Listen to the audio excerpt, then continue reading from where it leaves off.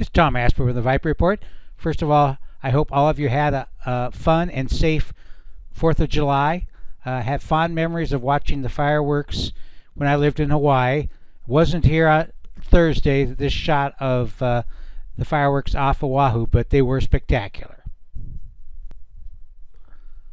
Not sure the market really qualified in terms of fireworks last week, but this headline about sets it up that the S&P 500, NASDAQ, another record close in a response to the weaker than expected jobs report, increased hopes again that the Fed would cut rates earlier rather than later.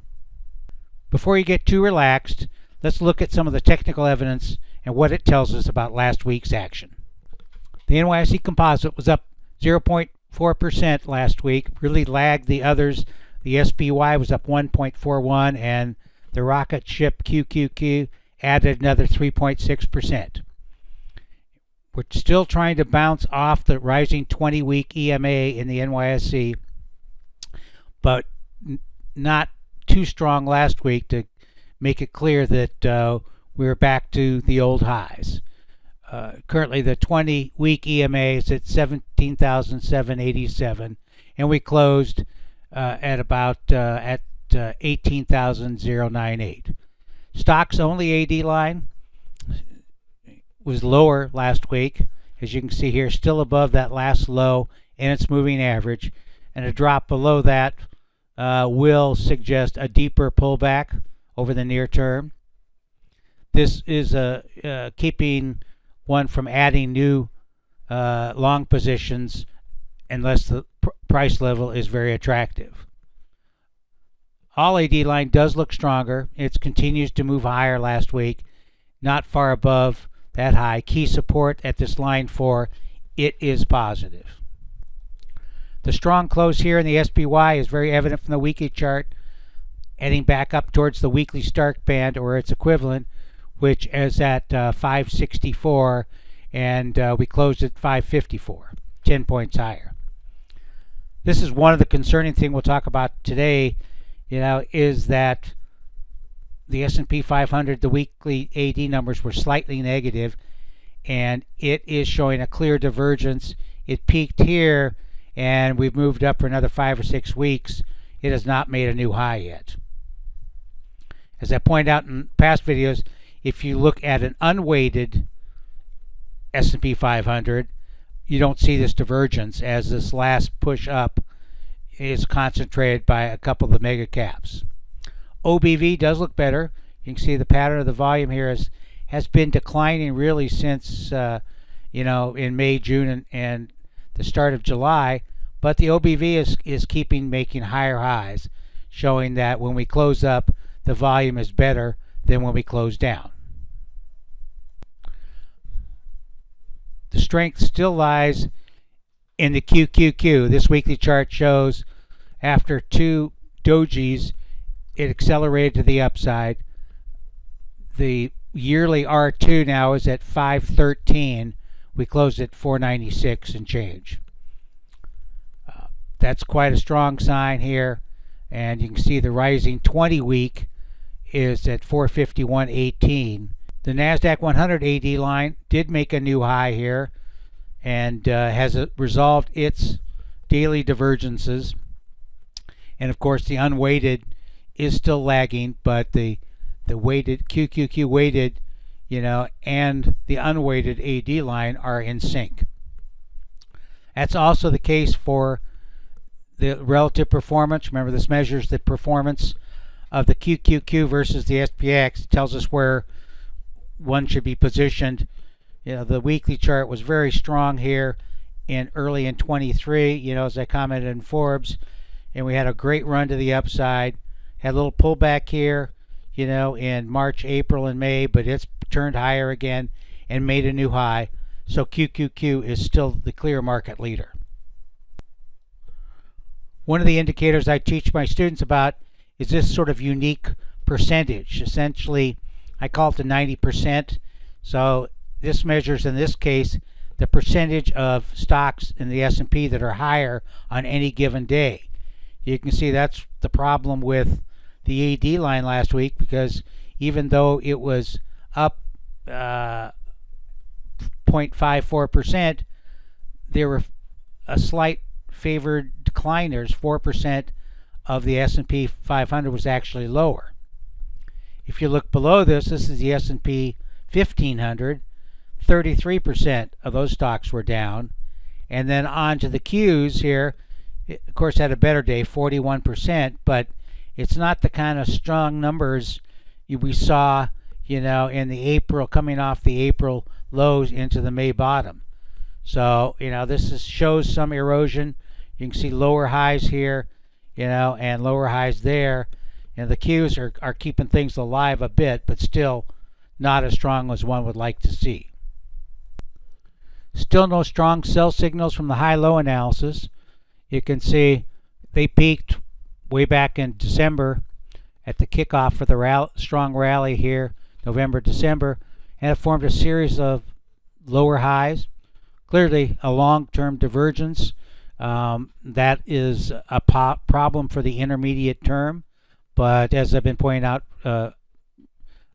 in my videos and in text, we haven't seen a strong warning from the new lows. Typically, before we get a sharp correction, which was the case in late 21, we'll see a strong move in the new lows, particularly above this level. I think it's about 366. So, for example, on Friday, 162 new highs, a slightly greater 165 new lows. Also, no warnings yet from the VIX or the VXN. Remember, that measures the volatility of options in the S&P 500 or in the VXN in the CBOE at NASDAQ 100. But you can see they did close back above their moving averages here. So we're kind of looking for a move above this level and this resistance line B to signal that volatility is picking up, typically a negative for the stock market. I'm often asked, well, why aren't you in short ETFs or inverse ETFs? This is a chart of the one I usually favor, SPXS. It's a triple leverage Direxion product. But you look at this chart. I mean, it's still looking so weak that there's not much. There was one day of good volume, about last week, I guess. But the OBV, has broken below new lows here.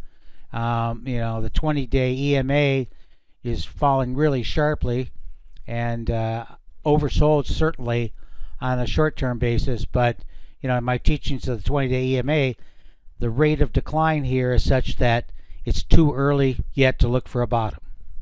I look at the Tom and Jay's watch list analysis, sector ETFs. XLP flipped back to a daily positive signal. Both had flipped about 2 weeks ago. The weekly here is still negative. On an all positive basis, XLY, which has done pretty well for us, and we have XLK and XLC are green across the board. Otherwise, we still have a DTS, a daily negative in crude, as well as a 3 and a weekly. You can see the XLI, XLB, pretty much negative across the board. And healthcare, it's got a weekly positive, but it also has a negative DTS and an XLRE. So not a lot to hang your hat on here.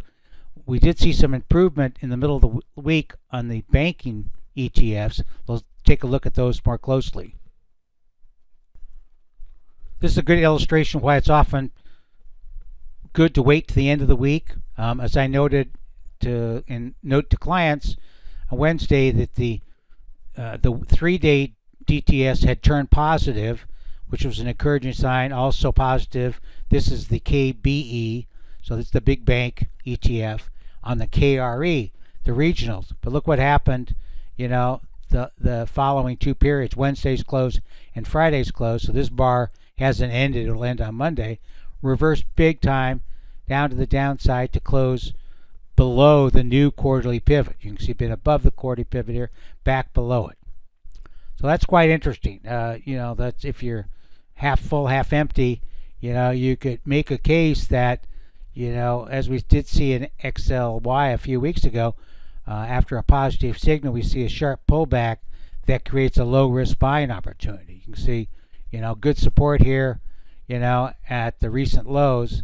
If we look at, the weekly, it's not yet turned the corner.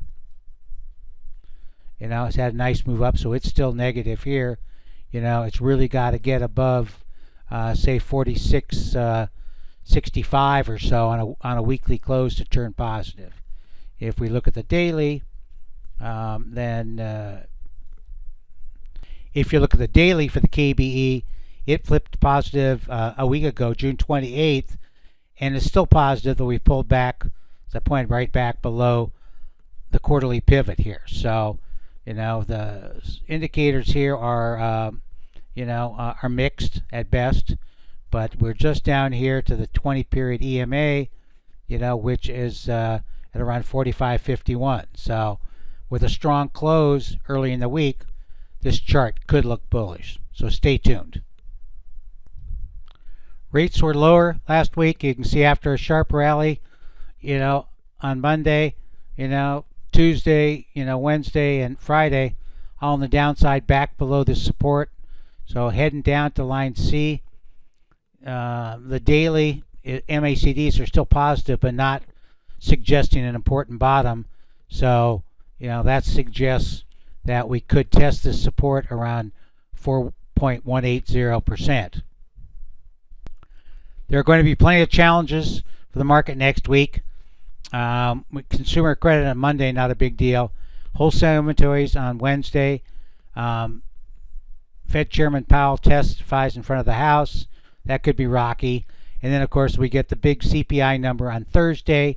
And we also get federal budget numbers. And then on Friday, we get the PPI and the consumer sentiment. So that should be a fair amount for the market to handle. My reading of the trend of inflation is that it is declining, and now it's getting to the point with the pickup in unemployment numbers that suggests that we could see an earlier cut than expected. Some are accusing the Fed already of waiting too long. So should make for an interesting week. As always, you can follow me on Twitter. I update the technical studies and market internals during the day on most market days. And I'll be sending out the weekly watch list reports. If you would like to see a free copy of the sector report, then just email at tom@viperreport.com, put sector in the subject line, and we'll shoot you off a copy. Thank you very much for tuning in.